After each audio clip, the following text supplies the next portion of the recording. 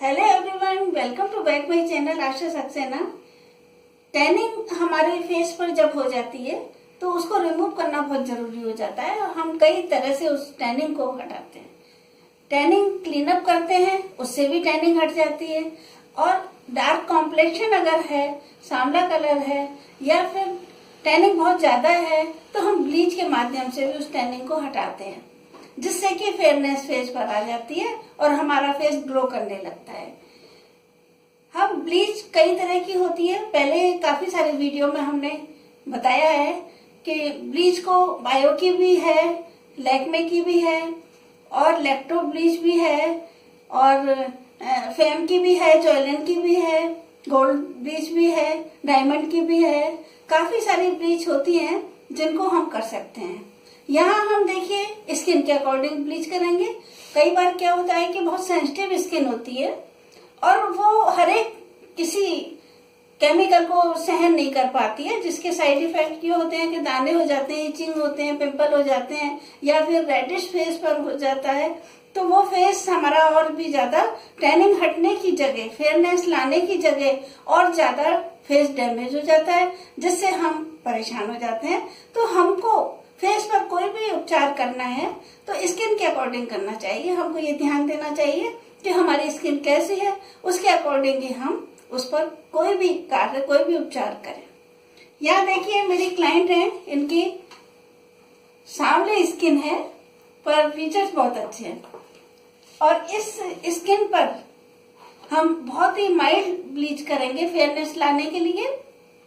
हमारे फेस पर जो आप देखते हैं ये पिगमेंटेशन की भी प्रॉब्लम है थोड़ी सी और ये हल्के से दाने हैं और इनकी स्किन सेंसिटिव इसलिए है कि ऑयल और ड्राइनेस, ऑयली स्किन और ड्राई स्किन दोनों मिक्स है। तो दोनों मिक्स जब स्किन है तो ऑयली स्किन होने के कारण बहुत ज्यादा सेंसिटिव हो गई है। तो इस पर हम हर एक ब्लीच नहीं करेंगे, यहाँ ऑक्सी ब्लीच भी नहीं करेंगे हम, ना फिर बायो की करेंगे, डायमंड की, फ्रूट की, कोई भी ब्लीच नहीं करेंगे, क्योंकि हर ब्लीच में एक्टिवेटर होता है और एक्टिवेटर केमिकल के रूप में हमारे फेस को, स्किन को नुकसान पहुंचाता है। इसलिए हम ये ब्लीच नहीं करेंगे। इनके पहले टेस्ट किया था हमने तो उसमें इनको सूट नहीं होगी। सूट इस तरह से नहीं होती है कि अगर हमको ब्लीच सूट नहीं हो रही है तो फर्स्ट बार ब्लीच करने से पहले हम टेस्ट करेंगे, अगर सूट नहीं हो रही है तो हम वो ब्लीच नहीं करेंगे। सूट नहीं होती है तो कई बार इचिंग होती है, इरिटेशन होता है, खुजली होने लगती है, दाने होने लगते हैं और स्किन हमारी रेड हो जाती है, या यहाँ तक कि अगर ब्लीच सूट नहीं कर रही है तो वॉमिटिंग भी हो जाती है। तो हमको ये ध्यान रखना है। तो इसलिए हम लैक्टो ब्लीच करेंगे आपके। ये लैक्टो ब्लीच है, ये देखिए ये लैक्टो ब्लीच है और लैक्टो ब्लीच में कोई केमिकल नहीं है, ये बिल्कुल हर्बल है। इसमें किसी भी तरह का एक्टिवेटर हम नहीं मिलाएंगे क्योंकि ये सेंसिटिव स्किन के लिए ही है। ये 400 ग्राम की है और 500 MRP इसकी है। ये देखिए इसमें डायरेक्ट ये क्रीम है, हम डायरेक्ट अप्लाई करेंगे। करने का तरीका आप देखिएगा, बिल्कुल समझ में आएगा। और सेंसिटिव स्किन के लिए लैक्टो ब्लीच सबसे बेस्ट है। तो आपके हम वही ब्लीच करेंगे जिससे कि स्किन को कोई भी नुकसान ना पहुंचे।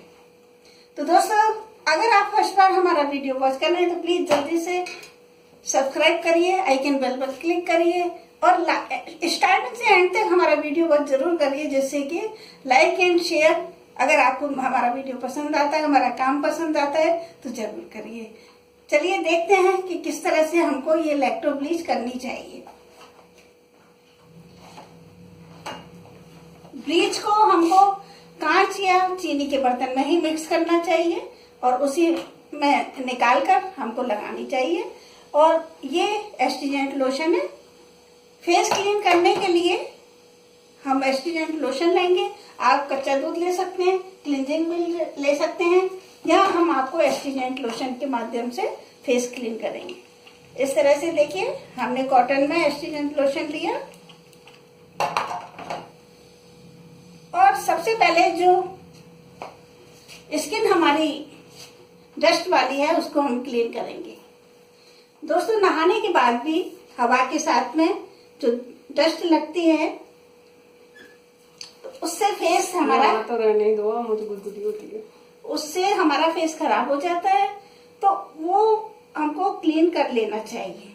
ये देखिए इस तरह से हमने ईयर के पोर्शन को, खास तौर से नोज के पोर्शन को, क्योंकि ये इधर साइड में व्हाइट हेड्स और ब्लैक हेड्स होते हैं, हमने उसको साफ किया। ये चिन के पोर्शन को इस तरह से, और ये नेक के पोर्शन को हमने इसको साफ किया। ये देखिए नहाने के बाद भी आपको दिखाते हैं डस्ट निकलती है, क्योंकि पसीना हमारी स्किन जब छोड़ती है तो उसके जरिए जो गंदगी होती है पोर्स खुलते हैं और पसीने के साथ में गंदगी निकलती है। तो ये देखिए कितनी गंदगी निकली। इसको फेस साफ करने के बाद में हम फेस के अकॉर्डिंग ब्लीच लेंगे।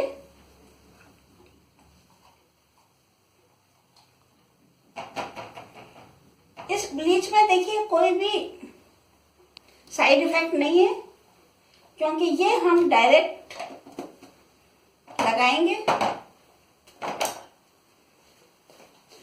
क्रीम में एयर आ जाती है, इसलिए हम थोड़ा सा इसको मिक्स कराएंगे।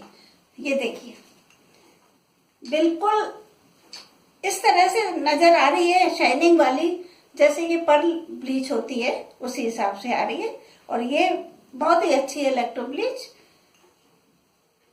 लगाने का तरीका आप देखिएगा, आप घर पर कर सकते हैं आराम से, ना कुछ मिक्स करना, ना कुछ टेंशन की बात, और आप डायरेक्ट लगाइए और फेस पर ग्लो पाइए। ये देखिए यहाँ पिगमेंटेशन वाली प्रॉब्लम चिन पर है,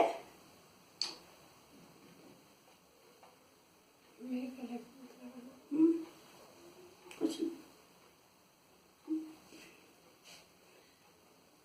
लगाने का तरीका आप देखिए, डायरेक्शन का आप ध्यान रखिए।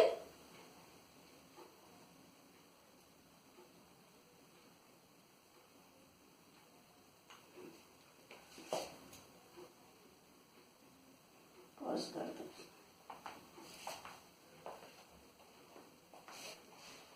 देखिए इस तरह से हमने ब्लीच को अप्लाई किया और फेस पर हम 20 मिनट्स तक इसको रहने देंगे।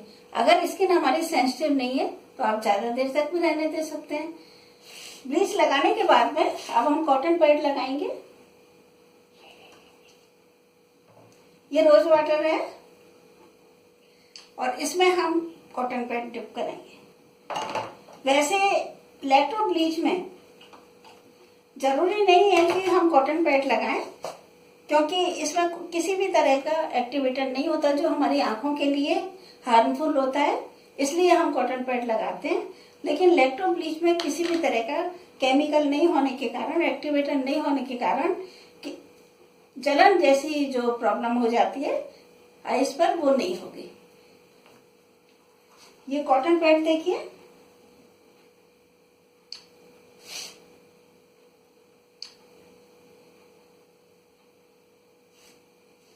हम 20 मिनट्स तक इसको रखे रहने देंगे ब्लीच को, जिससे कि ब्लीच का जो काम है फेयरनेस लाने का, टैनिंग हटाने का, तो वो अपना काम पूरा कर ले। और अगर कोई दिक्कत नहीं है और ज्यादा अगर 5 मिनट ज्यादा रख लिया तो कोई नुकसान वाली बात नहीं है। तो 20 मिनट बाद फिर हम वॉश करेंगे। 20 मिनट्स बाद हम वॉश करने का काम करेंगे।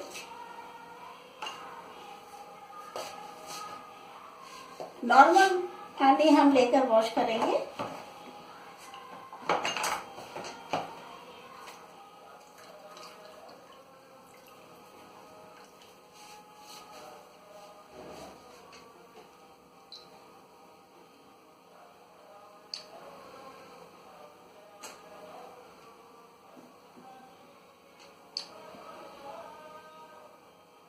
वॉश करेंगे।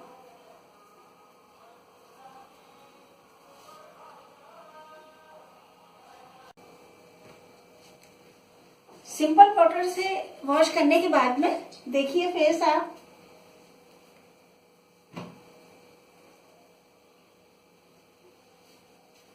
आपने ब्लीच लगाने से पहले भी देखा था फेस, और अब देखिए किसी तरह का कोई इरिटेशन नहीं होगा। नैपकिन से पोंछने के बाद में अब हम मॉइस्चराइजर लगाएंगे।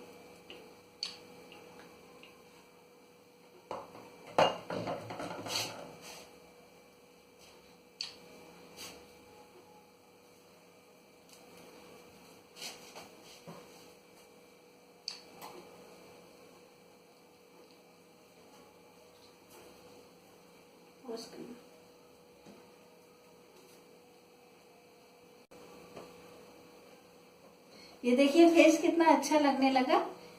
और आपने देखा ब्लीच से पहले का फेस, और अब देखिए आप, विश्वास है आपको जरूर पसंद आया होगा। ये इलेक्ट्रो ब्लीच का कमाल जो सेंसिटिव स्किन के लिए है, कोई किसी तरह का रिएक्शन नहीं है, कोई साइड इफेक्ट नहीं है, कोई इचिंग नहीं है, कोई दाने वाला काम नहीं है, तो इसलिए आप घर पर आसानी से कर सकते हैं। अगर हमारा ये वीडियो आपको पसंद आए तो इस वीडियो को जरूर लाइक एंड शेयर करिएगा। बहुत बहुत धन्यवाद।